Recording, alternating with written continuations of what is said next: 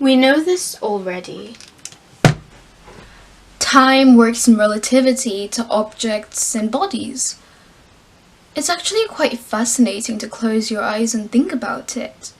That there are objects so vast, so large, that they compel time and space to bend to their will, like actually bend. But I've been thinking, that can't be all there is to relative temporality, is it? So I want to do a little bit of exploration of what I want to call social relative temporality. And it's not anything academic by any stretch of the imagination. It's kind of a mixture of ideas that I've found other people talking about and my own personal ideas. Social temporal relativity is temporal relativity not quite in the objective scientific way that Einstein describes, but on a more fundamental level that I don't think even physics, as fascinating as it is, can ever really truly grasp. I want to talk about temporal relativity as we personally experience it, as it interacts with our daily lives. And so to do that, I think that we might need to shift our thinking of time from specific precise units, seconds, hours, dates, something a little bit fuzzier. Milestones, maturity, perspective. In the default, the white heteronormative default, there's a clear path. You're born, you play tag and give each other cuties, you grow up and become an awkward teenager, you get your first crush, your first kiss, your first relationship, your first sexual encounter, you are young and idealistic and full of passion and ideas, and you go out into the workforce and you become a little bit disillusioned. You fall in love, you get married, you have kids, and so the cycle repeats. And yeah, I know that it's not the same for everybody, not everybody goes through the exact path, but it's about that core idea of it. And I think it's worth remembering that there are entire categories, social groups of people that never get to experience that normal timeline. And that's what I want to talk about. Alternate social temporalities.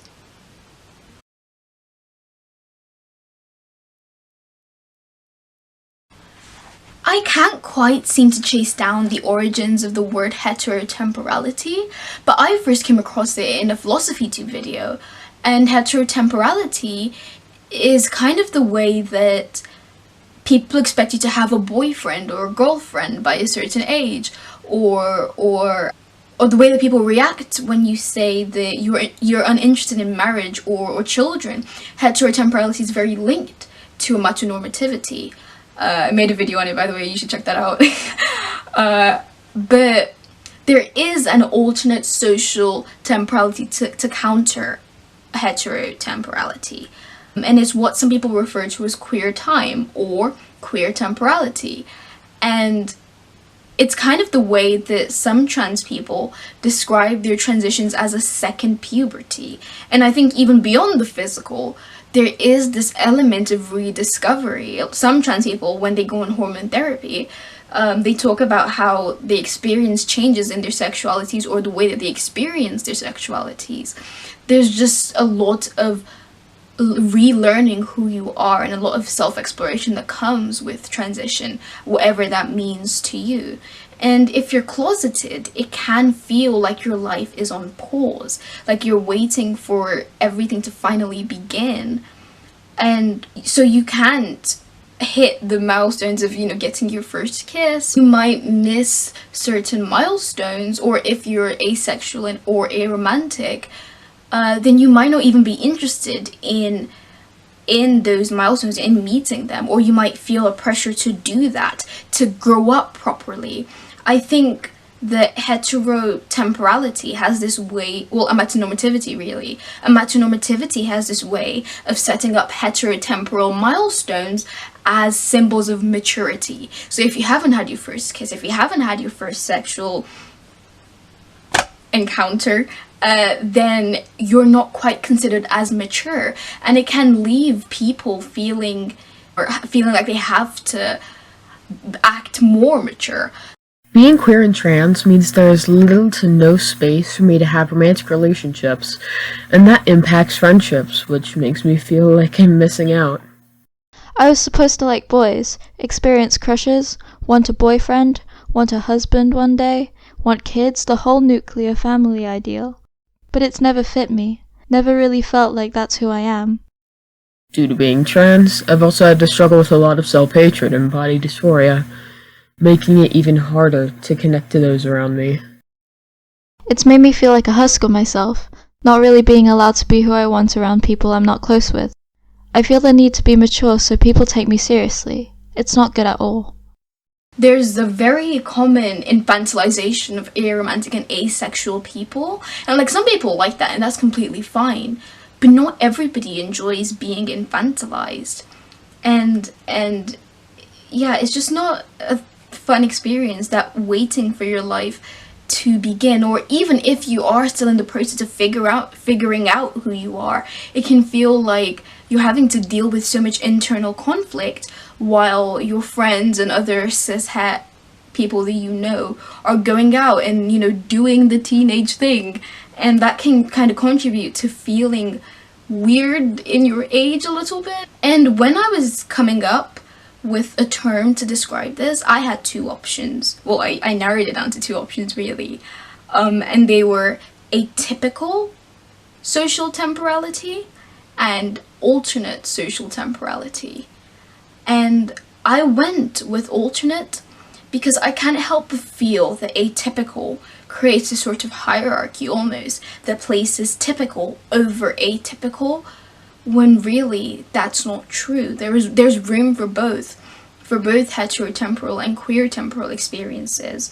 But even just the way that we talk about heterotemporality, whether we're aware of it or not, we position it as the way it should be. You should have had your first kiss by now. You should have done XYZ, and I don't know, it feels like a false hierarchy. Like, there's absolutely nothing wrong with not doing a certain thing by a certain age. It's completely fine if you're 20 and have never been in a relationship. Like, that says nothing about you or about desirability or anything really. But amatonormativity, really, you can see how this is all very linked to amatonormativity. It places heteronormative milestones as the way it should be, when it doesn't have to be that way. It doesn't demerit your experience. It doesn't mean that you're not being a teenager, right? And there's absolutely nothing wrong with getting your adolescent experiences at the age of 20, 25, I don't know, 30. I really don't know. But yeah, and I know that saying that wouldn't just magic away any feelings like that, but I just want to say it anyway, that there is absolutely nothing wrong with the way that you're experiencing time, with the way that time and milestones are working out for you. Your experiences are your experiences, and they're not any less valid because they happened at a different time or in a different order, or didn't even happen at all. It doesn't make you any less of anything, really. Yeah, and it can suck feeling like you're waiting for your life to begin, but I don't know, maybe that makes the beginning so much more better. That's not grammatically correct. But yeah, there is absolutely nothing wrong with you.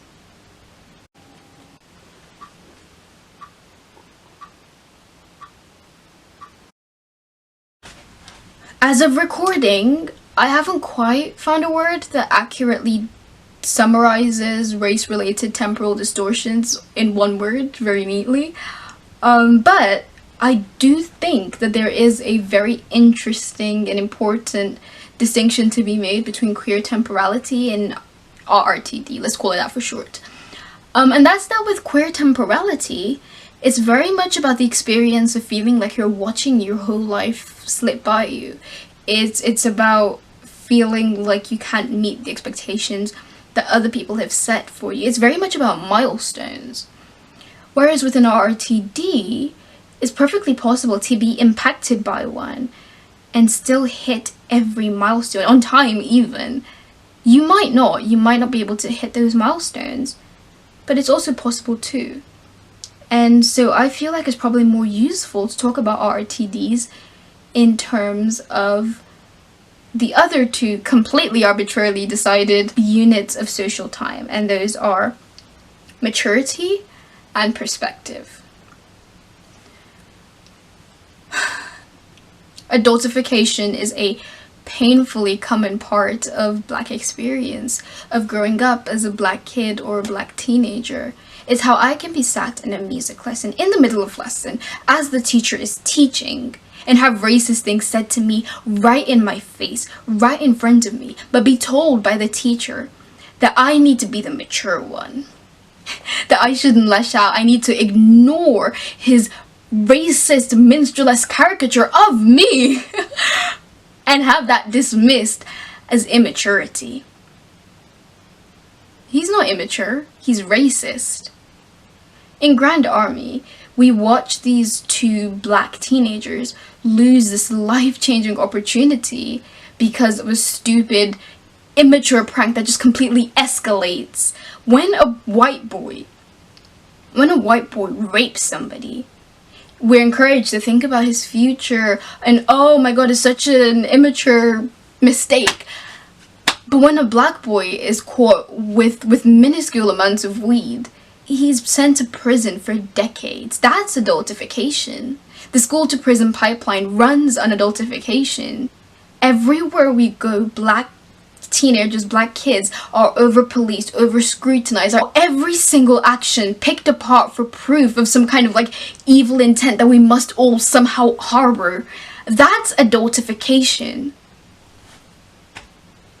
In myself, I've realised that I do need to be more mature. One thing for me is that being in those situations, like I was explaining, like arguments or just silly little things that me and my friends used to do, I would reflect and think, why did I let myself get pushed into that situation, or why was I so stupid to indulge that? And I look back on like I needed to be more mature than the friends that I associate myself with, because they can allow to slip up or to make mistakes, or to use me as the brunt of their jokes, but at the end of the day I'm the one who's gonna have face the consequences of. And I feel like for me that sort of stemmed from when my parents were telling me that to get, as a Black person, you have to work twice as hard to get half as far, and that for me meant that I had to mature quicker to reach the milestones, because I couldn't afford that. And also with what you're saying about being like messing around with your friends, it's like they can afford to be messing around, and when we slip up together and we get caught, our punishments aren't going to be the same. Come on now, we live in a society where we know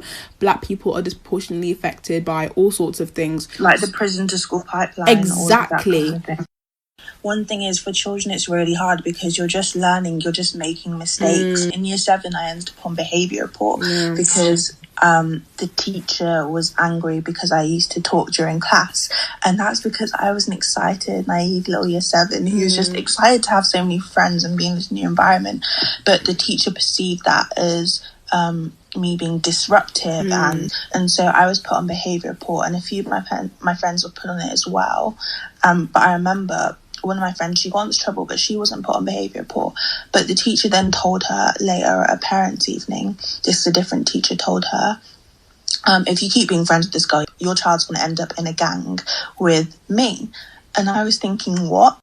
I'm not saying that when it comes to gangs that the people in those situations deserve to be there or they put themselves there, because those are difficult things and there are so many factors that affect that kind of thing. But I was so taken aback that the teacher thought that I could ever do anything like that or be anything like a gang member. I was not bad at all. I think of some of the stuff that other girls in my school have done and the way they've been reprimanded and the way I was reprimanded, I don't feel they were the same. I remember I was lectured for a good few hours on how I'm not the same as my friends. I'm not the same. I can't be putting myself in toxic environments. And literally from like year 6 and year 7, I was like, okay, I have to be perfect. And I had this weight placed on my shoulders because if I wasn't perfect and I slipped up and a teacher got the wrong impression of me, that could do so much more damage than it would to my friends. So when my brother receives that sort of talk from my parents, the first thing he'll do is he'll come back to me and he'll complain to me about it, because usually when our parents complain at us, we usually relate and we're like, yeah, they're being so like dramatic about it. So my brother came to me after having this conversation with my parents expecting that sort of response from me, but this time I had to be real with him and I had to be like, Shaun, they've got 10,000 points and you need to listen to every single one of them. And I just feel like for a young kid who is immature and has to get the kick up the bum to be mature as a child, I wouldn't even say they're immature. I would say they're exactly like their counterparts. They're the same as their peers. You're right. It's just they can't be. Yeah, exactly. They can't be. But even still, there's another dimension to it, and that's the trauma. I don't think the people understand that racism is traumatic. It's traumatic to be called slurs. It's traumatic to be treated as subhuman. It's traumatic to never ever be able to find any positive reflection of yourself no matter where you look. It's traumatic to be continuously undermined and underestimated and scrutinized. That's trauma. And it 100% shapes the way that you think about yourself and the way that you think about your future.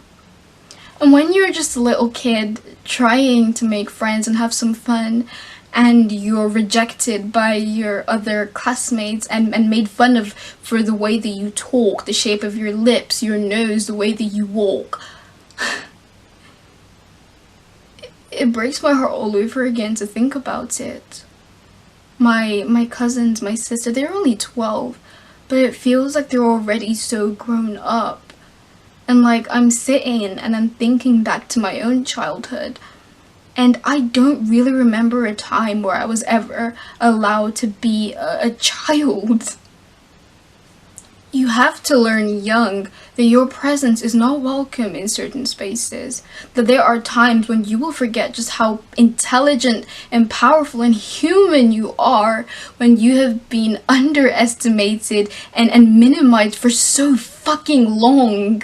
Being a young woman who's mixed race, light-skinned, from like the age of 12, I had a lot of attention from significantly older men just walking down the street, just them staring at me inappropriately, calling things out at me. And I was a child, so I didn't know how to respond to that. I felt very ashamed of my body because I was quite quickly developing. I felt very insecure about how I looked, about my chest, my thighs, my hips, my butt, and I think all of those kind of aspects definitely or like massively shaped how I viewed myself. I feel like over time I've been able to have a stronger sense of my identity because of that early onset understanding of what sexuality and sexual appeal was. But yeah, definitely compared to my white counterparts, I do feel like I'm emotionally more mature because I've had to deal with things like adultification or racism, with understanding slurs or kind of racial dynamics and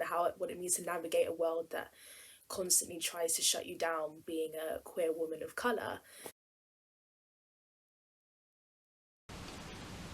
I still remember my first encounter with the police. I told my mum that I was scared and she hugged me and she said that I had to be. That it would be okay. That I had to be scared. That I won't look back. And those are words that stick to me. Those are words that no child should ever have needed to hear.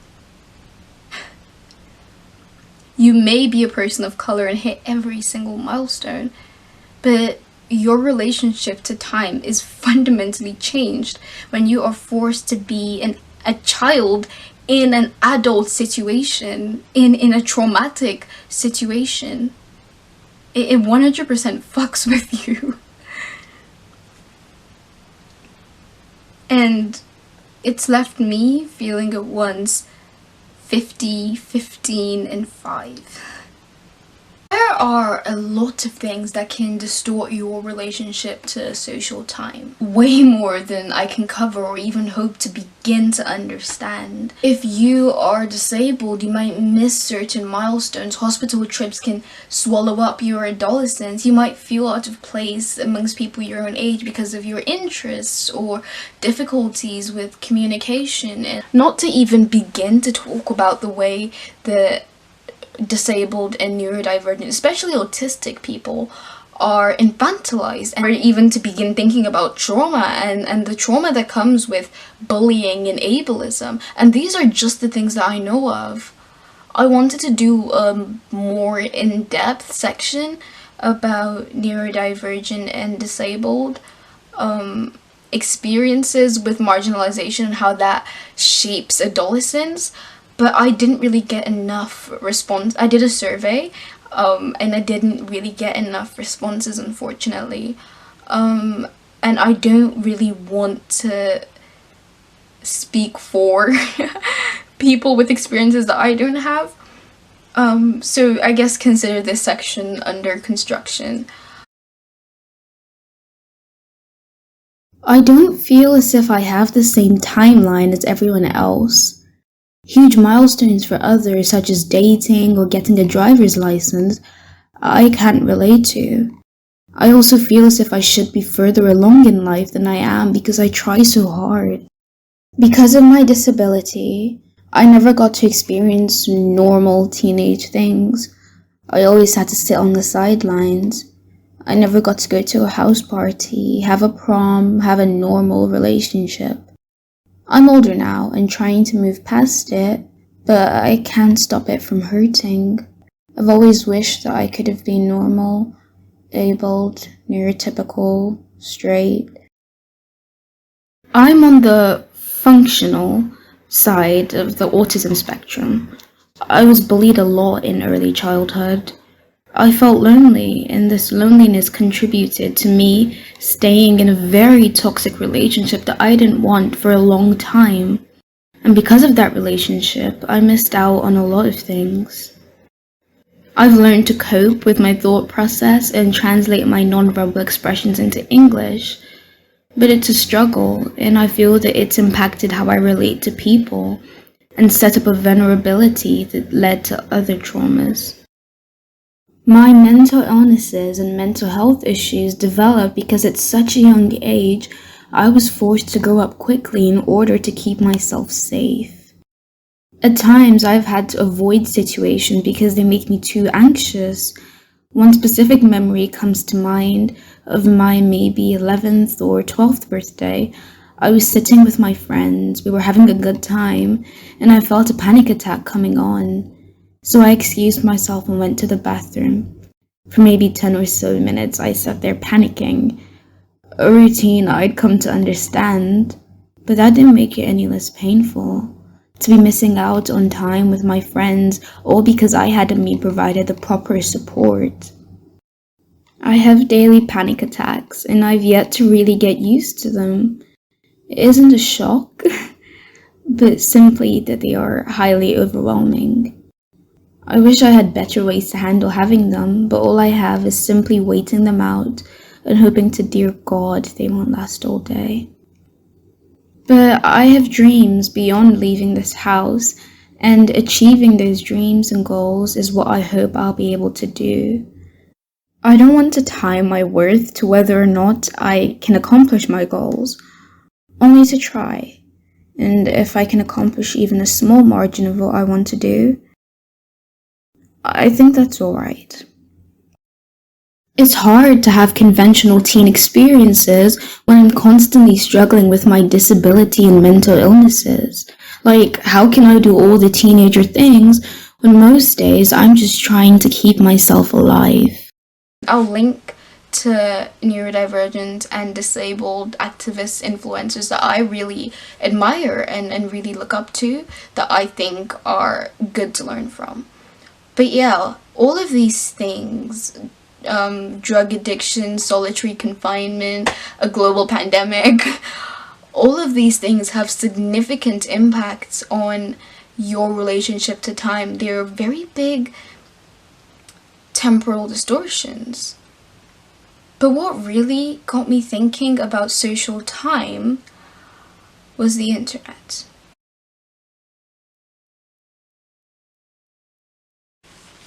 I don't really know if online time can quite count as an alternate social temporality, because there's not really one experience that everyone has once they get on the internet. It doesn't quite work as a social category. But I can't help but notice that time does work a little bit differently on the internet. And if I'm being completely honest, that scares me. I have a track record of really shitty mental health. It's something that affects everything, swallows it all up, and distorts my relationship to time. I can feel every second as it passes by, but it somehow still feels like time is slipping from between my fingers. It's really strange. It gets really tough sometimes. But one thing that's kept me going recently is this idea that there are stories that only I can tell in the way that someone else might need to hear them. And I love art. I want to learn as many different disciplines as possible because there are just so many ways to say things, and there is so much to be said and so much to be expressed. And I'm conflicted.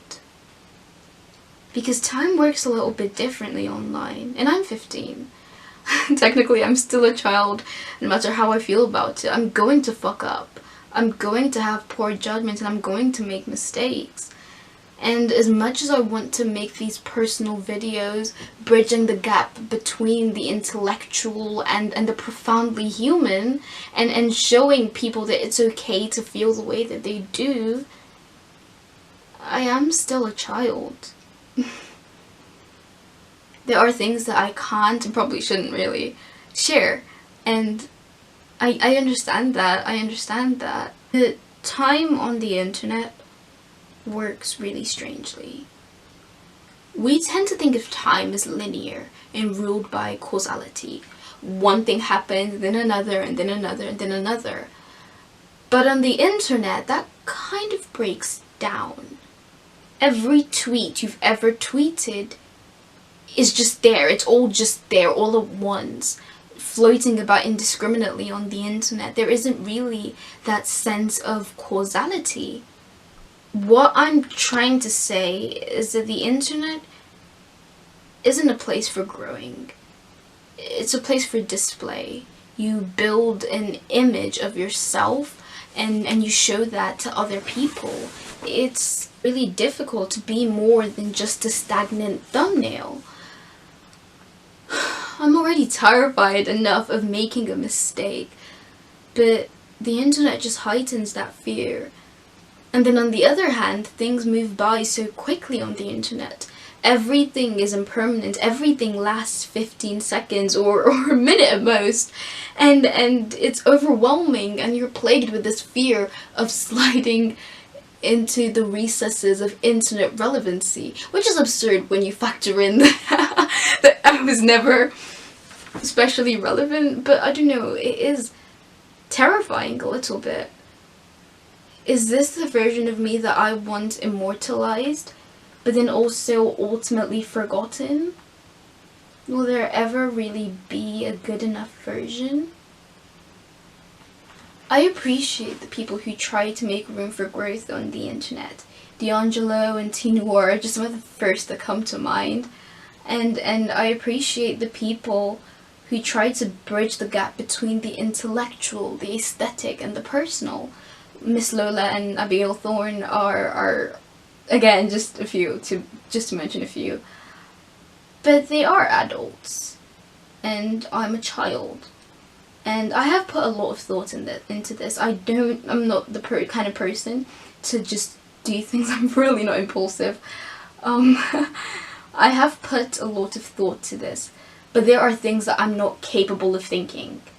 There are possibilities that I'm not capable of even considering. And I don't know. I ultimately don't know. And I make plans again and again and again, only to change my mind a couple of days later, because I'm still trying to figure things out. Maybe this is my formal notice that I don't know what the fuck I'm doing. And if you're here for that, that's pretty neat of you, I guess. But it is still scary nonetheless. And it leaves you with this question, which is, can I ever really be more than just a thumbnail? Keep it quick, say it brief. If it's fast, it will be a relief. Short on time, that's your gift. Count your seconds and they'll catch the drift. Disparate hearts pull through a sieve.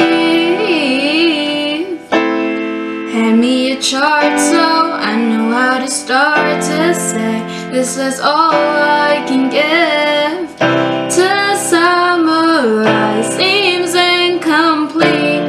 How novel is a novel that can fit on one sheet? It seems that I'm destined to fail, to compress myself to the size of a thumbnail.